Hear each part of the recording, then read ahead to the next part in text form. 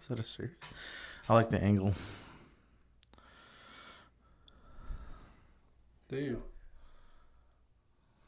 It's a sharp shot. Look pretty legit. Pretty much the best podcasters east of the Mississippi. East of the Mississippi, south of Mason-Dixon line. In Hendersonville on Main Street. On Main Street. Well, you gotta be careful. I don't know if they do any podcasts over here. At 641 East Main, Suite 2. Suite 2. We're pretty much the best. Dang it, we should have caught that. It's on there. We're recording. Oh, we are? Yeah. Right on.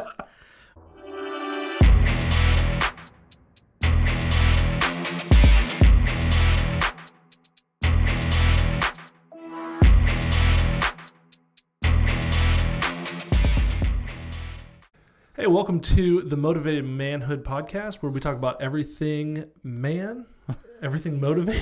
I don't know if we want to talk about everything, man. That sounds a little dangerous. Dads, husbands, friends, brothers, Uncles, fathers, cousins. the things that we go through, we just want to address, help out, talk about real-life situations, be real. Yeah. I'm Michael Perkins. This is Alan Espinoza. Howdy, folks. And once again, we're missing our intern, Andrew. He's not going to be with us today. He is out on roofs. He's grinding. He is grinding. Good for him. The boy is grinding. I can't fault him for being here. I just sent him a video. He's responding back here, but sent him a video. Be like, where are you at? Your chair is empty. But proud of him for being out there grinding. Yep. He's door-to-door sales, and it is cold out there today. Yeah, it is cold, isn't it? When I got back to the office here, it was actually snowing. It started. Oh, there were some flurries. I mean, nothing's gonna come from it, but so I think our high temperature was met at like midnight last night. So it's just going to continuously get colder. Yeah. But I have a rule about talking about the weather. One, I don't really like talking about the weather. I find that is the very last thing that you could talk about in a conversation. And then after that, I don't ever like starting a conversation with the weather, because once you start talking about the weather, that's pretty much means your conversation's over. It's a dark hole that you just go down. Well, into? yeah, it's like you talk about the weather and then what? Is it a cold? Is it a cold hole? No, it's not cold. It's just why? Like, we're done. We're done with the conversation. My point in sharing this, and you always gotta say something bad about what I say. No, I don't. The point in sharing that is he's out there in the cold. No, I agree. Man, I love and he's trying to let people know the seriousness of issues that can be caused by the weather on their roofs, and you know he's climbing up on people's roofs, and kudos to him. I didn't mean to make you feel bad about the weather. You offended me, but nothing happens when I get offended, so it's okay. I'd be offended. No, but yeah. So for those of you that don't know, we're recording live from Hendersonville, Tennessee, which is just outside of Nashville. I'm not going to say we're in Nashville because I don't feel like that's true. Well, number one, it's not true. But we're just outside of Nashville. We're 25 minutes to the airport, 25 minutes to downtown, pretty much. So that's where we're at. That's where we're located. So for all intents and purposes, we're just outside of Nashville. I bring up, it's all based on where you're at, to how far away you are from Nashville. Yeah. Do you say, because like if I'm back home in Pittsburgh, Pennsylvania, where I didn't grow up in Pittsburgh, I grew up north of Pittsburgh, about the equivalent of where we are to Nashville. Sure. But I tell people down here in Tennessee, I'm from Pittsburgh. Yeah. They're not going to know New Brighton, which is in Beaver County. Beaver County. Nobody's going to know that. We talked about beavers on that one podcast. Yeah. So when you go to Colorado, you probably don't say Hendersonville or Gallatin. No, I say I'm from Nashville. Exactly. Or when people ask me, where are you from? I'm like, I'm from Pueblo, Colorado. And they're like, oh, where's that? Well, it's by Denver. It's like 100 miles south of Denver. Yeah. I'm not close enough to say, well, I'm from Denver. But here in Middle Tennessee, you're not going to say Nashville because, well, we're not really in Nashville. Can't fake that. So it's quite the web that we have to weave with that. So we talked about weather. We talked about geography. So we can wrap this up, huh? We can talk about mathematics, quantitative analysis. We could talk about all that stuff. It'd be great. You want to grind some gears? Let's do it, man. All right.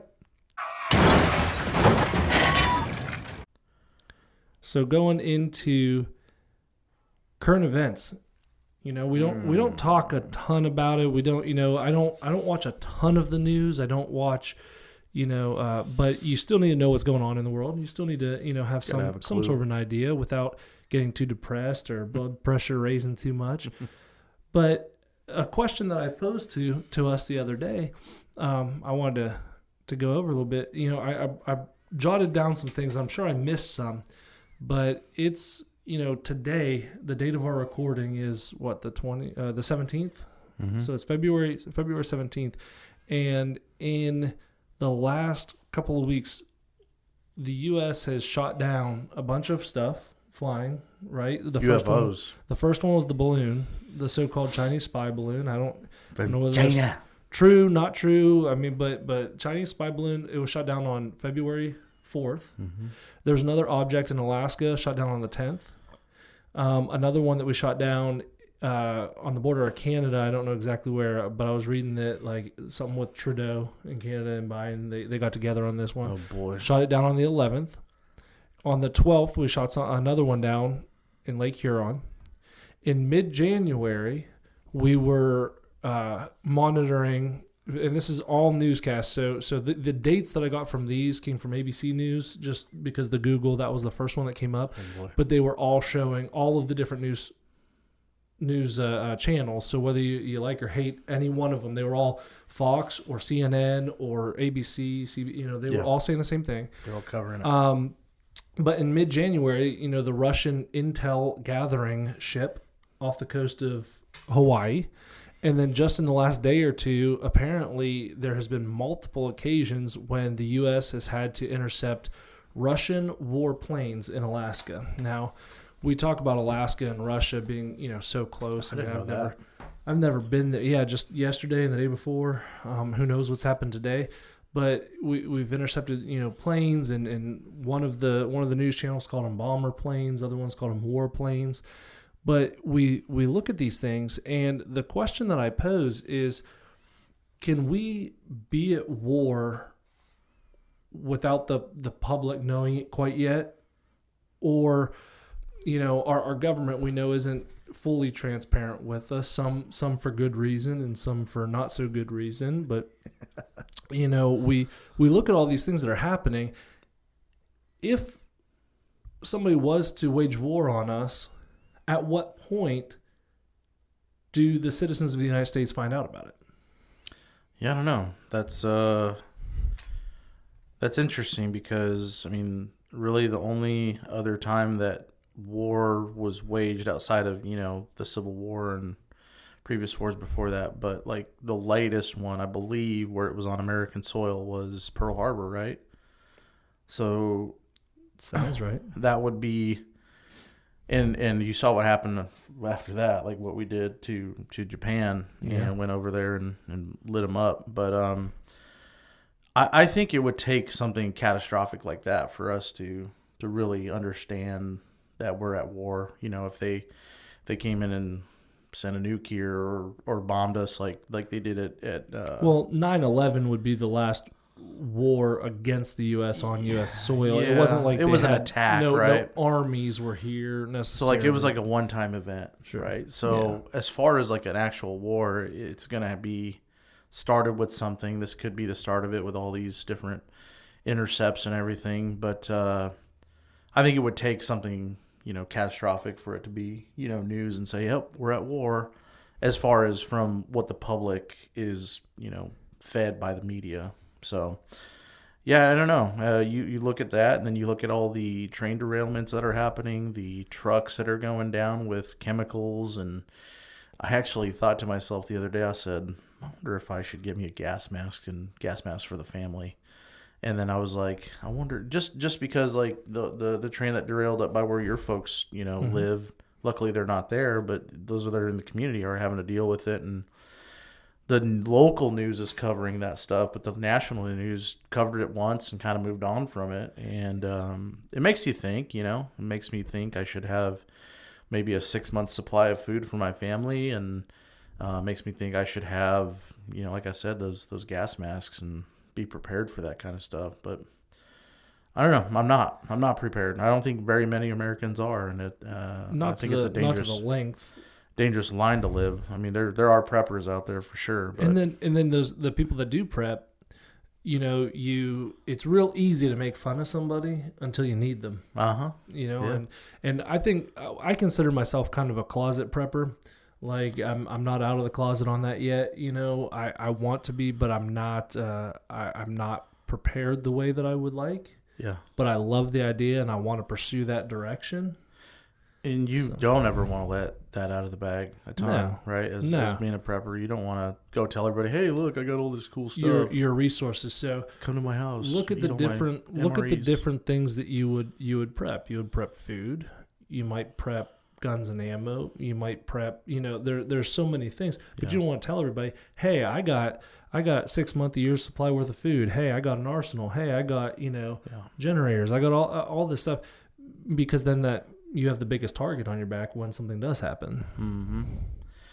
Yeah, there's a lot going on out there, man. But there's also some great things going on. Like you're hearing about the revival meetings that are happening right now.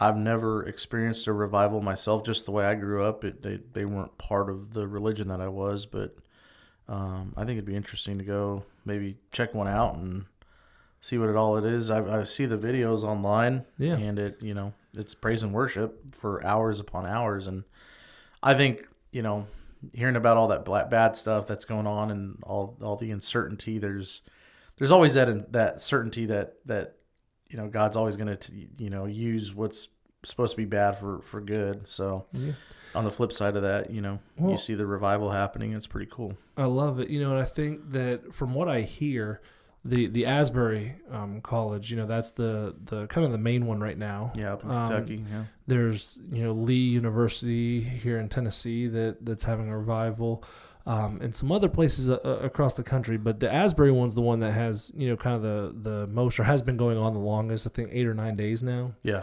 And I've seen some of the videos too. I guess it started. I saw a clip that was the last several minutes of the service, like how the service was supposed to end and everything, and then it cut out. I was like, man, that appears like a normal service. Yeah. And then somebody needed prayed for, I guess a young man needed prayed for, and that's what just spun it into a full-on revival. And I look at different videos on social media, and you see all these people. You get both sides of the spectrum. You get it's so amazing what God's doing, and then you get all of these other people that are like, I saw one today. It was a pastor. He goes, "Well, everybody's so excited over this. If this is a movement of God, I'm not one to step in the way of it, but this should be happening every Sunday, and it is happening every Sunday. God is, He should be moving. He's the same God, in Asbury right now that He is on Sunday. While I understand the words that He's saying." His intention is to remove, I feel, some of the hype of the revival, and it's like, we need a revival to break out. Let it get hyped up, absolutely. Let it happen. Let it break out.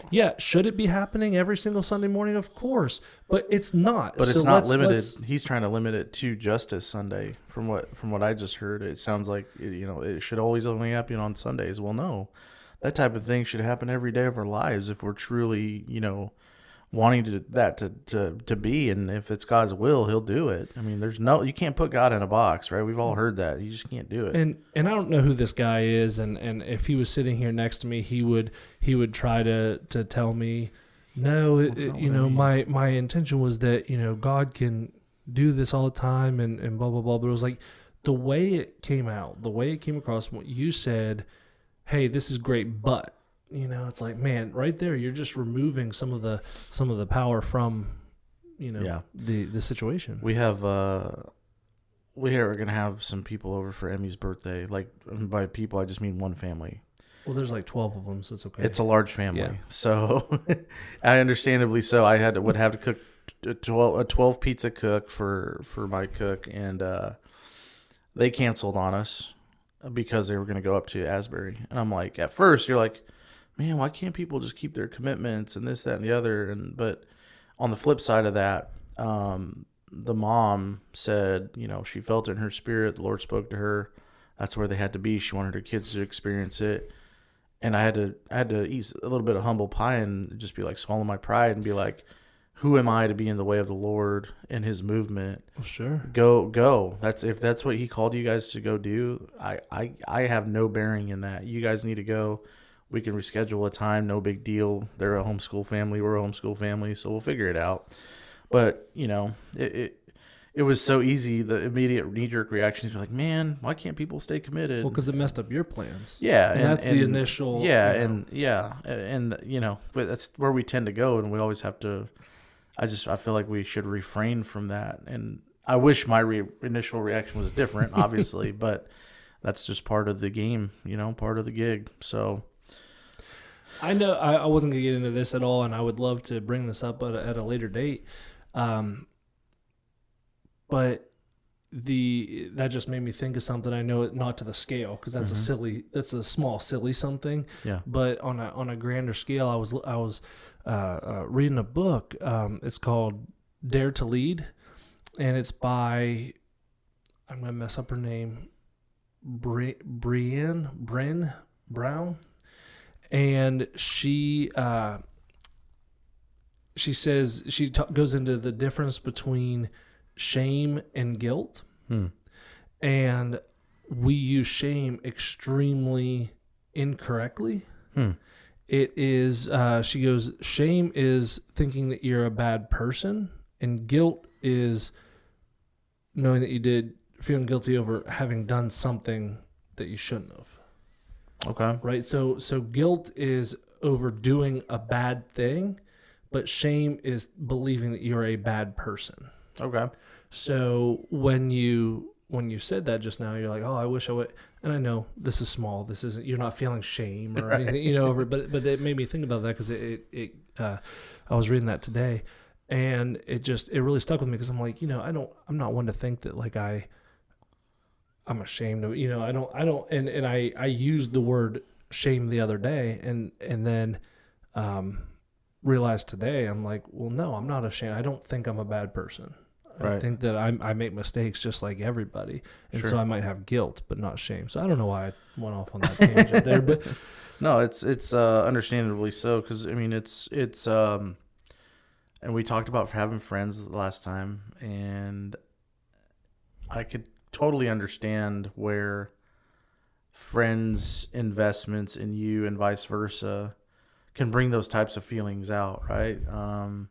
My wife has a good friend who doesn't go to our church anymore, and she feels disconnected from that friend because they don't hang out like they used to. And I'm like, listen, first of all, the phone works both ways. Darcy feels disconnected from this friend. Yeah, and I'm like, and there was a moment where, Darcy just was feeling really bad about it, and I'm like, well, you can pick up the phone too and put the effort in and maintain that relationship. So yeah, the gal's name is Brene Brown. Brene, that's right, Brene. It's a pretty name. I like that, Brene. It is, yeah. It was just if I had another daughter, I'd probably name her Brene. That's pretty cool. Aren't you? No, you're having a boy. We're having a boy. You're having a boy. I don't know if we've officially announced that on the pod. Oops. Have we? Have we officially announced that? Let the cat out of the bag. Yeah, we're 5 months into this thing. We'll let the raccoon out of the can. Yeah, we're with the raccoon out of the cage. It's cool. No, I'm excited to have another boy. House of men. That's going to be good. So it'll be your fourth kid. Fourth kid, third boy. Yeah. Emmy's got 3 brothers that she'll have to protect. That's true. It's going to be the other way around. No. But no, it's going to be good, man. We're excited. Super pumped. Going to be moving before the due date too. There's going to be a lot of stuff on our plate. I guess I haven't realized you've lived in your place as long as you have. It'll be a year in May, but we have to give notice 60 days prior. So we'll be giving notice in March. Downsizing in space, downsizing in payment mostly is the biggest reason why. I mean, we could save anywhere from $500 to $700 a month. Wow. For us, is it because our podcast isn't generating enough? I gotta, rice and beans budget now. You guys gotta subscribe, and share a lot more, and maybe we'll get somewhere with this thing. Do you have monetization turned on? I bet you don't, do you? Yeah, I figured All those 40 clicks that we've gotten across the three. I mean, we probably have earned at least about a penny and a half. Well, with monetization, you have to turn on ads too. People can watch our videos without ads. Oh, okay. So as long as we're getting paid, I don't care. And someday we will. That's the main reason why we're doing this. So it's all for paying. But yeah, actually, it's not. I knew we wouldn't make money at this, but it's okay. I've really enjoyed doing this pod with you because it's helped us kind of learn more about each other. I know you and I are kind of 6 months into kind of two peas in one pod. Sorry, I felt it was funny. That hurt my ears. 2 piece, 1 pod. I get it now. So, we've been hanging out in the office. How long have we been in this office together, sharing it? Well, I took it over in June. I moved in June. I officially took it over in July. Okay, so yeah, July. 1st of July was my August, first September, lease. October, November, December. Yeah, so the past 7 months, we've kind of gotten to know each other a lot better, more than just, saying what's up at church and all that stuff. But no, it's been good. So yeah, I've really enjoyed doing the pod with you because it's like kind of a release for me. It's a good release for us to talk about things. It's hopefully you guys are getting something out of it. Mom, dad, wives. Hopefully you guys are getting some out of it. It's motivated man. And well, they need to watch it too. We're gonna have women on this show. I have a good friend who has raised 4 boys. Wow. And basically not on her own, but she, has raised 4 boys, and they're like stacked. And they're right now their ages are 14 to 18. Wow. So do the math on that, just knocking them out. That's the way to do it. Year after year, man. So, but they're all great kids, great boys. She's a coach / friend of mine at the gym. She's a stud, and she has some great insight as to what it takes to raise a real boy and a real man. So, as we go deeper into the pod, it's gonna have we're gonna have guests, real people that are just doing everyday life, and people that have good insight though. Yeah. Unlike our intern, I don't know where he's at. I mean, well, I do know where he's at, but yeah. I think you said something there, and I am sure that she is extremely knowledgeable in raising these boys, but you still can't take away the experience that a man has doing. You can't a man's thing. No, absolutely not. And it's not like she did it as a single mother, but sure. She was the majority, parent figure in their, she was a divorcee. And the boys would spend like weekends with their dads. So they had a father figure in their place. And then she's married to a guy, and they, they look up to him. Sure. He's that stern kind of man's man. He's a good dude too. He's got the sweet, sensual voice. He reads books for Amazon. Oh, so he goes into his closet, and reads books for Amazon. I'm like, I got to get me one of those. I'd love to hear his voice. Put me right to sleep. But yeah, no, the point is I think women bring a great perspective, and not everything man related is macho and chauvinistic and all that. There's different parts to us that sure. I think are overlooked in today's society. So, well, yeah, very good. You ready to grind gears again? Let's do it. All right. I bring up this topic of motivation, inspiration, intimidation, and dedication. It's a lot of shations. It is, but I bring it up Asians. because I was listening to intern Andrew the other day. He comes into my office and he's like, "Hey, let me show you this." And he showed me a video. Oh yeah. He works a 1099 job, and the legalities of that we're not going to get into. Also, I'm not an attorney.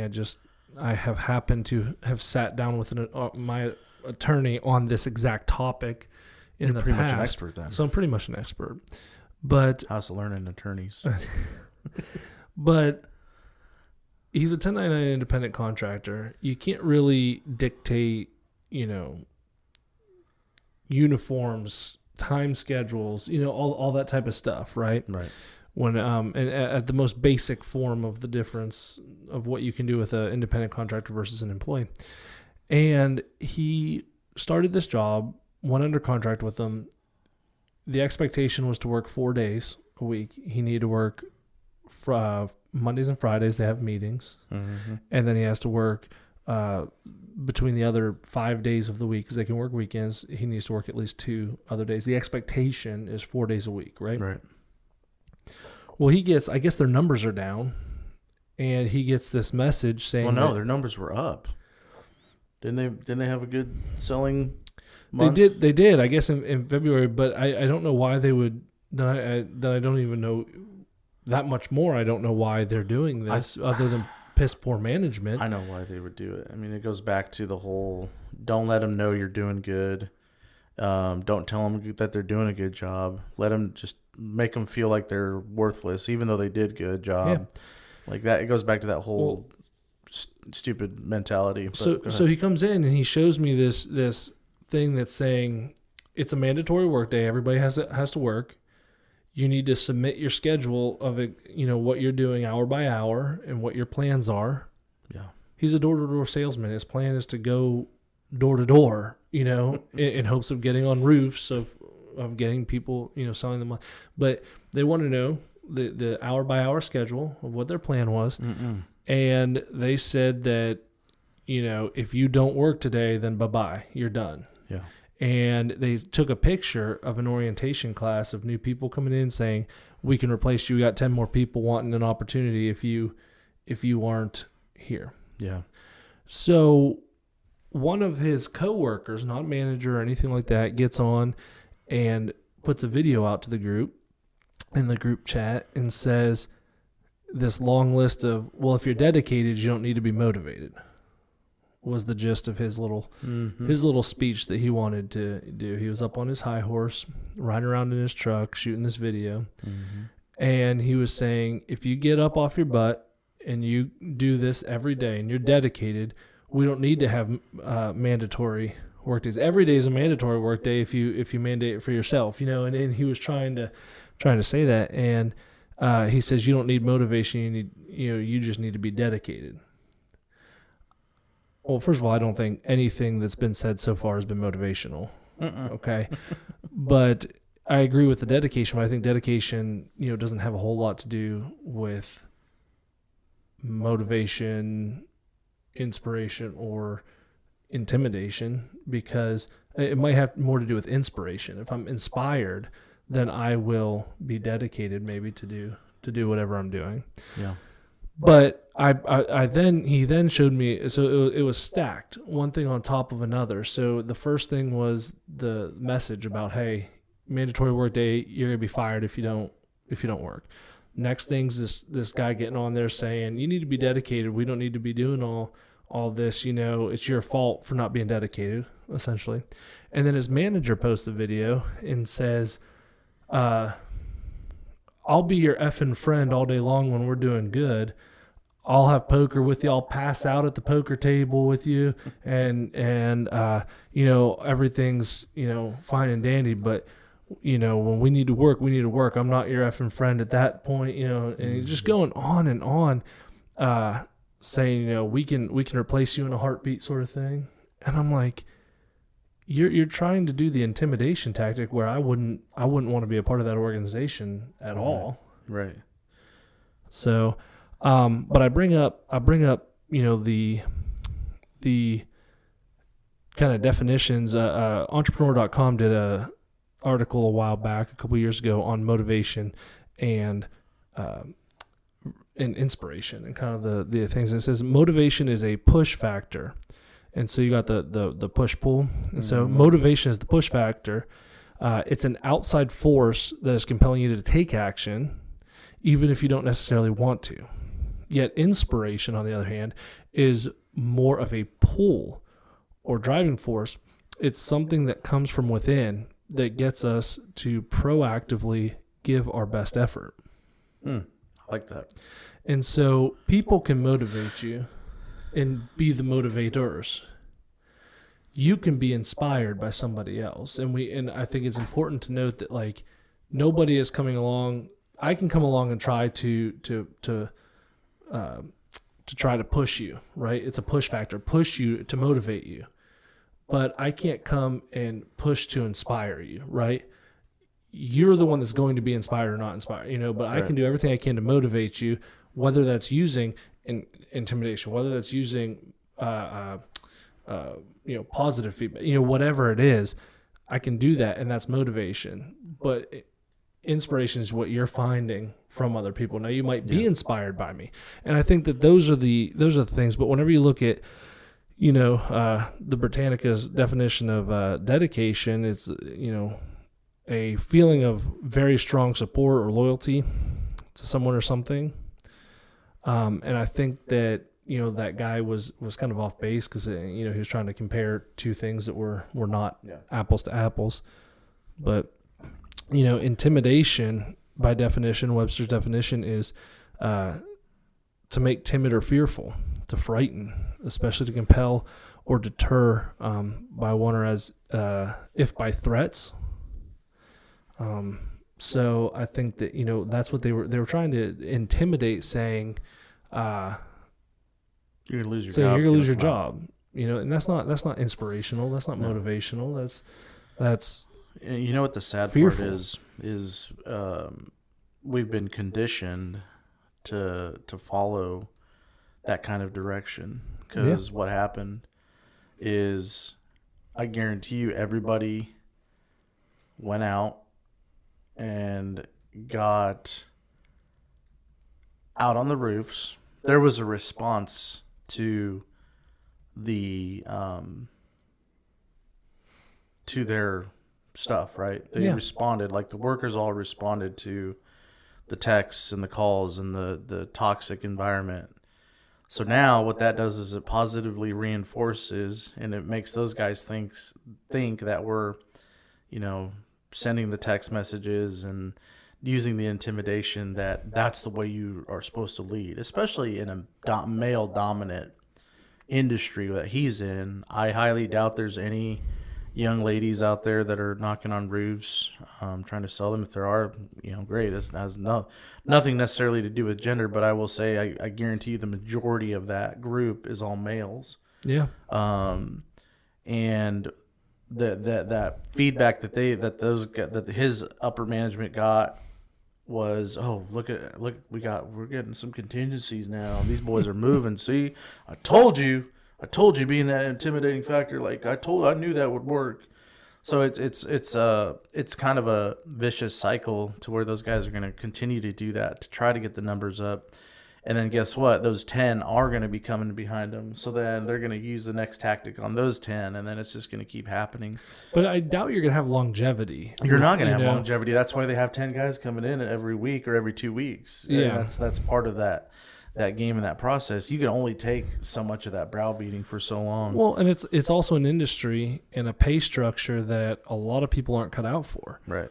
Sales. You got to put a lot of work in commission-based before sales. You see your first fruits. Exactly. So you're going to be working for a month, 2 months, even, before you even see a penny. Yeah.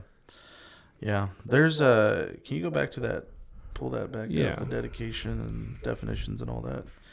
So I always hear, motivation only gets you so far, right? Like, and I know we're called the Motivated Manhood Podcast, but motivation is nothing but thoughts if there's no action taken behind it, right? Sure. I could be motivated all day long to lose 50 pounds, right? And I am motivated to lose 50 pounds. However, if I don't have the action behind those thoughts, then nothing's going to come from it, right? Yeah. So I think motivation is a good starting point. Like, hey, yeah, man, I really want to, but I really like the pull factor of leadership as opposed to the pushing part.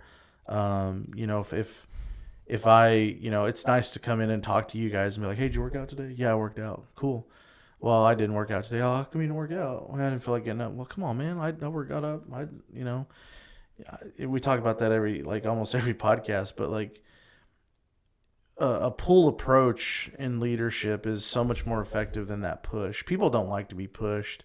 People like to be inspired. People like, and I think the inspiration leadership tactic is more of a, I'm going to lead by example and lead by my actions as opposed to the words that I'm always saying and doing.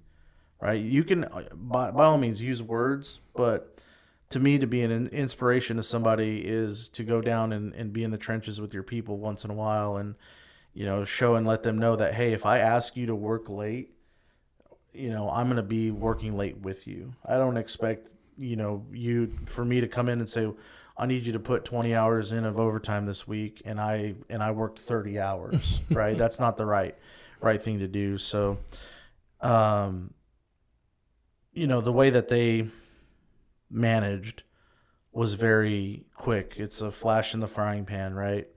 Whereas the long game approach of leading from the front and pulling your people, that's going to be more sustainable, and people are going to like you more. Yeah. And when people like you, they do things for you. And it's not a matter of, that person works for me. I know we always talk about it, like just saying, oh, people work for me. I don't really like that. I've never, even when I was in corporate America, I used to cringe when I used to hear my boss say, well, he works for me.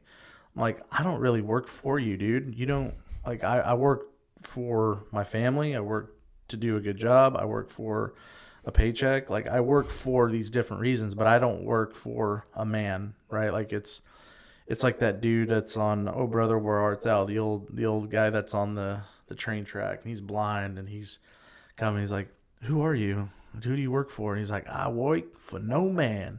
And I would always say that because, like, I don't think we should work for men in that way. Now, we can be inspired and changed and brought ahead by those people that are inspiring us. So I think that's semantics. What do you mean? Well, I think it's just the way so I work for my family. I work for, obviously I own the company. So, but whenever I worked for other companies, right, and I was an employee, I was not the owner.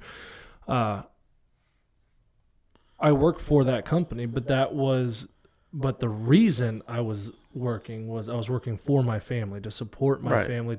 So I think whenever I say, oh, so-and-so works for me, or whatever, that's just trying to explain the relationship that takes place. I do use the term a lot. They work with me, but there is still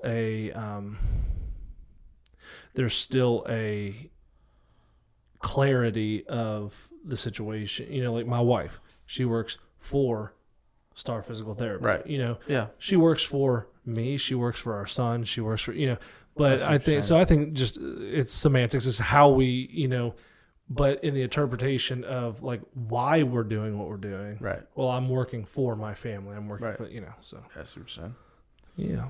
Well, very good. What are we talking about now? Grinding gears.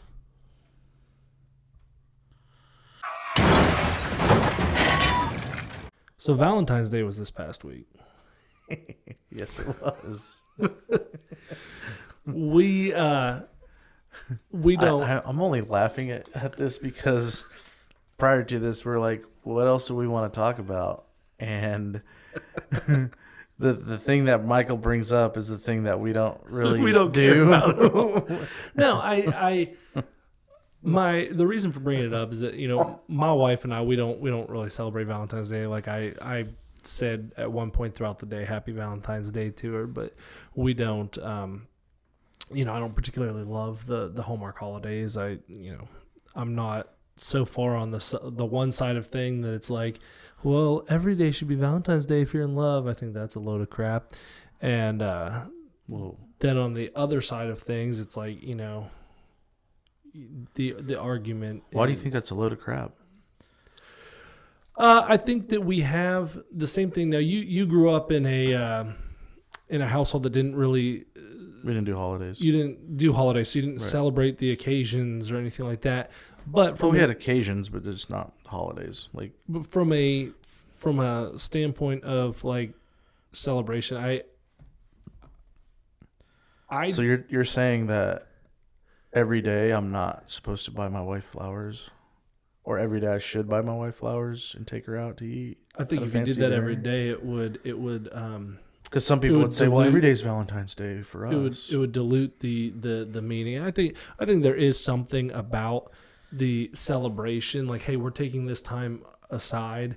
It's just like birthdays. You Sure. know, I want to celebrate my wife every day, but guess what? On her birthday, she gets something special. Yeah. You know, Yeah. Yeah. last year she got a new car. There you go. So, and a trip to Europe. Wow. So that was the most expensive birthday I've ever spent in my entire life. Now you got to do better than that. That's the American way. You got I to. told her You that got to was one like, up it. that was like 10 years worth of birthdays. It was a $51,000 vehicle and $10,000 vacation. So, Wow. no, but my point in Valentine's Day is that, I don't think there's anything wrong with taking the time to celebrate, the other person, the love that you have, or anything like that. I don't think does it have to happen on February 14th? No.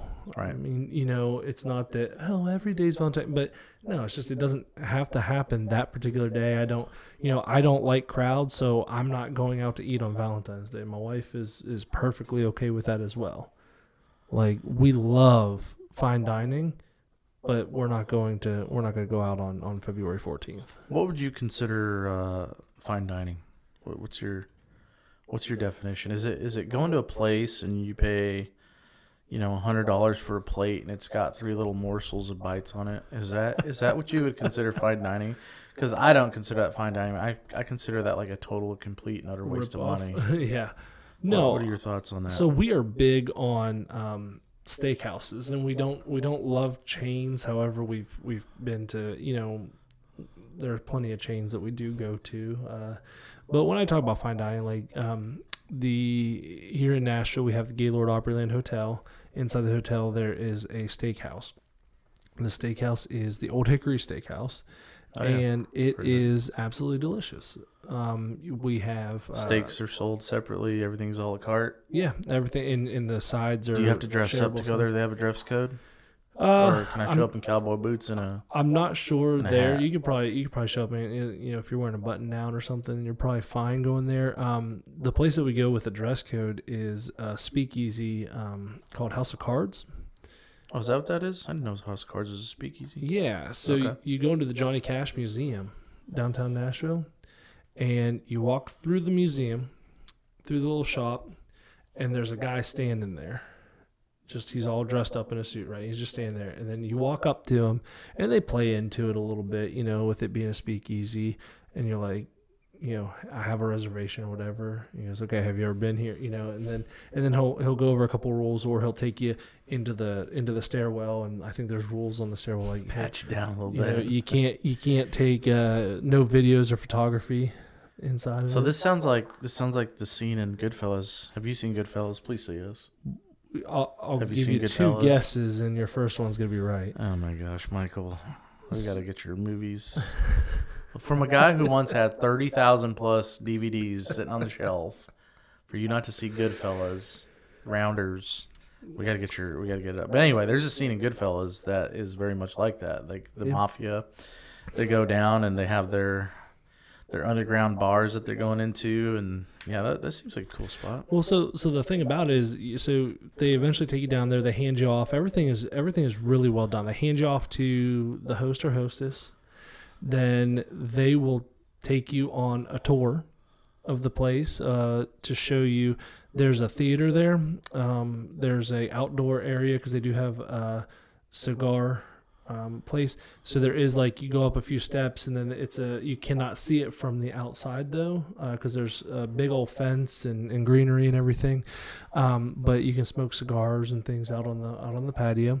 They bring you back in. They show you throughout the facility. There's a couple of stations where they have magicians. Yep. And hence the name House of Cards. And then they take you to your table. You have dinner, phenomenal steaks, everything's a la carte, just like you mentioned. And then you go and you see a magic show in the theater. And then you can stay as long as you want. After the show's over, you can get some more drinks, go to the tables where they're doing magic, and go up. Get some more food if you wanted. Yeah, I suppose. So, but yeah, so that one was just about $500 for the two, for the couple. So that's but those are where you can get dressed up, have a nice drink, have a nice steak, enjoy yourself. You're not going to a sports bar. You're not going, that's probably the top tier of our fine dining, if you will. I would not go to a place where I get a couple little things. Yeah, there's I don't know where it was, but there was a place where they had like a 12-course meal, and it was like $5,000 to eat. But it was like Michelin chef, like it was like the works. So they have Michelin rated stuff there. It's not, so I guess they're a Michelin rated restaurant or whatever, but yeah, I don't think there's too many in Nashville. No, there's probably not. There's not too many in the world. I mean, Michelin rating is pretty significant. Yeah, I don't know. I'm not huge into fine dining and stuff like that. Like for us, a good night out is drop the kids off at Music City Kids Club, and then go grab a burger at Culver's and just sit there and enjoy each other's company to where we could actually converse and not be interrupted. But no, I like to go out to different places. Most of the places I've been to that are really nice, I've always been on like a company dime. Yeah. So I've got to experience some pretty nice places that way. But yeah, I think it's so funny too. Growing up, like I think your perspective changes on what is a nice restaurant. Like growing up, we used to think like Red Lobster was a nice place. There's a comedian I heard talk about that the other day. Red Lobster was his example too. Really? He goes, yeah. He goes, you realize later in life how poor you were growing up based on how long it took you to realize that Red Lobster was not a fine dining. Yeah. Yeah. And don't get me wrong, like Red Lobster, like Cheddar Bay biscuits. The Cheddar Bay biscuits, man. And then with inflation, that Ultimate Feast is getting up there. Oh, I haven't been there. My parents frequent Red Lobster probably more than the average American. They probably go every other week to Red Lobster, which is fine. But yeah, I don't know. I'm there's a cost to didn't we talk about that, like a cost to ratio? Yeah, like cost of value, like what you get for what you pay. In different days, you're thinking about different things, right? Yeah. So, like, if at lunch, if we're not that hungry, I don't want to spend a lot of money because I'm not going to enjoy it. But when are we ever not hungry at lunch? That's true. That is weird. But if if we're really hungry, then it doesn't really matter what we spend. Right. Now, I will say this: I used to be in an industry where I went to a lot of events and award shows and things like that. Really nice dinners. But by the time the event was over, I was ready for some Waffle House. So take it back to your roots, man. We'd be all dressed up, wife in a dress, I'd be in a suit, finish and go to Waffle House. There's nothing better than, well, there's a lot of things that are better, but one of the great things I take joys in is breakfast for dinner. My oldest brother, he's pretty well off. He's a surgeon. His wife has a business. They do really well, make a lot of money. And he kind of likes to play the we grew up poor card a little bit. Now, the way he and my sister grew up is a lot different than me and my brother because there's like a 10-year gap there. But I don't ever remember being too poor. I mean, we did grow up in a house that was 700 square feet and 6 people lived in it. So, yeah. Some might consider us, poor, but I also had nice clothes and all that stuff was always taken care of. But, never on government assistance or anything like that. But, yeah, I think I don't know where I was going with that. Well, my wife grew up and she can't stand breakfast food for dinner. Oh, yeah, breakfast for dinner. And she can't stand that. And I think... Why? Because she grew up in the hood. She grew up... Yeah. She grew up poor. Yes, very much so.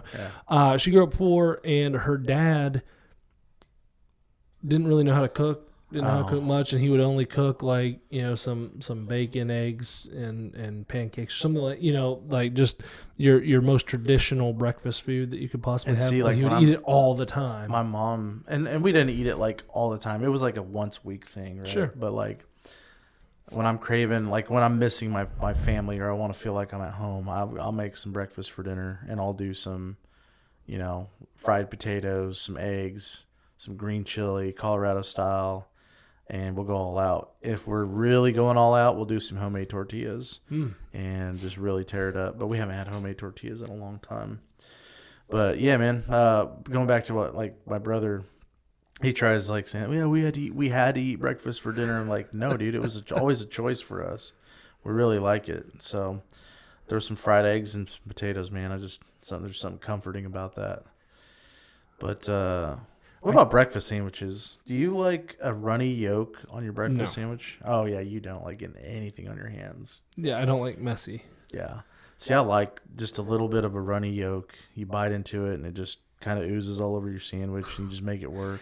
I've had that on like burgers before. Yeah. They put the egg on the burger. It's okay, but I prefer fork and knife or spoon. And Michael doesn't like eating anything. He doesn't like getting his hands dirty, which most people don't. And if I do, what happens? He washes them profusely. Immediately. Finish. Even if you didn't get them dirty, even if you used a knife and fork, we come in from lunch, the first thing he goes in does is wash his hands. And I'm not even a germaphobe. It's more of a texture feel. Yeah. Because a good friend of mine, my son's godfather, he's a germaphobe. He's got to wash his hands. He won't eat. He washes before he eats, where I wash mine after. But he'll wash his hands. He has to, like, we're out and about, or even at the house if he comes over. He's actually coming over tonight. And, what if he was camping? What does he do when he goes camping? I couldn't see him camping, but he'll do that. He's the one that has like house clothes. Oh yeah. So when he's out and about, he goes to work, he goes to church, he goes out to dinner, wherever. He's always dressed very nicely, but then he gets home and he has to go put other clothes on, like that Mr. are Rogers kind house clothes, because he doesn't want the germs that he got on his clothes. And I talked to him about it. I'm like, so what happens when I come over to your house and I sit on your sofa? I was like, actually I don't even sit on their sofa. They have a reclining chair, and it is something special. Ooh. It is very special. And so I usually sit there and usually nap. But is it covered in plastic like the old grandma's? It's not even like a big fluffy recliner, like a big lazy boy, like your typical what you think of. It's it looks more just like a nice accent chair. It just happens to recline. Oh, nice. Well. But it's so comfortable. But anyway, so I was like, what happens when I come over? I'm not changing my clothes at your house. He goes, well, I understand that, I can't expect, so like I'm realistic whenever it comes to other people. It's just I prefer to go and change. And unrealistic. Right. We shampoo it when you guys leave immediately. we get the shampooer out and do the thing. Honestly, it's just a new chair. He just has him come weekly. Can we deliver this after Michael's been gone? He's like, no, he'll tolerate it for a week. Everybody visits their house. We're not every Saturday. It rotates out. Monthly chair. Man. Yeah, it's I don't know. I used to work with guys that I work construction, and there was a couple times where we had to tie into like an existing sewer line, and you'd have to touch that. And so disgusting. Do your thing. And the one time, one of our guys, I used to call him ZZ Bottom because the band ZZ Top. Top, yeah. Well, this guy was not ZZ Top. He was ZZ Bottom. He looked like a homeless dude, big old beard, but bald. So I was like, man, you look rough, dude. But he was a good operator, ran heavy equipment. But he jumped down in the hole and was trying to do something. Like, dude, you need to get back up in your machine. You're gonna get hurt. And then he ends up getting stuff on his hands. Didn't even wash them. Somebody pulls up, brings lunch. Didn't wash his hands. Just his hands are covered. I mean, he wiped his pants. Can't do it. Maybe use some towels, some blue towels. So he just grabs his burger or whatever sandwiches and starts chowing down this thing, and we're just sitting there going, gagging. We're like we didn't even eat our lunch because of it. It was just so gross. I fully get being in construction, or whenever I'm out and about, not being able to. I mean, we take a bottle of water at least, sure, and do something. But I get working outside, doing whatever. Somebody hands you a burger, but there are certain things that you touch that you should not touch your food after. No, there was this one time we were replacing an existing septic system, like an existing leach field. Okay. So for those of you that don't know, what happens is when you have a septic system and leach field, what happens is from the house to the tank that separates out the solids and the liquids. Well, the solids stay in the tank, and then the residual liquids go into the earth, essentially. And they leach out into the earth, and they do their thing. They say by the time it gets to the end of the runs, you should be able to drink the water because it's been purified by the earth and et cetera. But I'm not chancing that. But anyway, we had to replace one that was like leaking, and solids weren't. It just wasn't working right. Sure. So, we had to, dig, and when we're digging, some of this stuff's just like, popping up and splashing everywhere. Out, yeah. The smell. I could not work on that job site. Luckily, we had one guy that had no sense of smell. Joe had to get back. He had to get down in the hole and do everything because he was like, it didn't bother him. This is before COVID. Oh, it was way before COVID. What he had does to get down in there. Was he a big smoker or something, or he just? I don't remember. I don't remember why he lost his drinking. I want to say, or why he lost his sense of smell. I want to say it was from drinking, being able to full. Like he was at one point in his life, he was such like a raging alcoholic. That he lost his sense of smell because he used to do like the hard stuff. But I don't quote me on that. But anyways, he was the one who had to do all the work. I went into town and ran tools and got materials, and I was literally sitting there just gagging the whole time, and it was horrible, man. It was real bad. But I think that it was, I believe, it was Mike Ray that. So prior to doing his own business ventures, he was a plumber. Yep. And he, at the church, now it was not our main building or anything, so it was Darren's church when he merged. So it was their old facility, and I guess something backed up, and it was like waist deep in the basement of this church, and Mike just went in. I'm like, that is. And he Good for him. Didn't he dive too at one point? Didn't he like dive into the water and get something unplugged or something? Yeah, I don't know, nor do I. The want point to think is about like it. even getting in waist deep water like that was. I mean, it's hazardous to your health first of all, but I don't know. That all kind of is not terrible. I mean, there's been some crazy stuff I've experienced. I don't know that I want to share it today. I think later podcasts, there'll be funny stories, but it just involves dead horses and heavy equipment. So we'll leave it at that for today. Well, very good. Yeah, man. I don't know. Hopefully, we'll get Andrew back here with us. We enjoy. Don't say that. As Don't much say that. as we. No, we have give to him let crap, him. We have to play it off like we don't need him. Yeah, we don't need him. We don't need him. We We don't don't even need like him. We don't like him. That's the macho thing to do. That's what. No, I enjoy having him. He can be here. replaced. Well, he can, but I enjoy having No, him he here, can't. and He can't be replaced. no, we can get another intern, but it wouldn't be the same. No, it wouldn't be the same. It would not be the same. No, so I'm looking forward to him being back in the office a little bit more, and we got quite a bit of work for him. Yeah, here, lots of work, lots of hopefully he'll earning potential to be made. Yep. But yeah, that's one of those things, man. He's a good dude. He is. So, but we can't say too much about it. Nothing more. Nothing good. He's a good dude. That's it. So. We have to say all that in case his girlfriend watches. I will say this, though. We need to be in prayer. Obviously, by the time this gets released and people are watching this, it'll be after today. Yeah.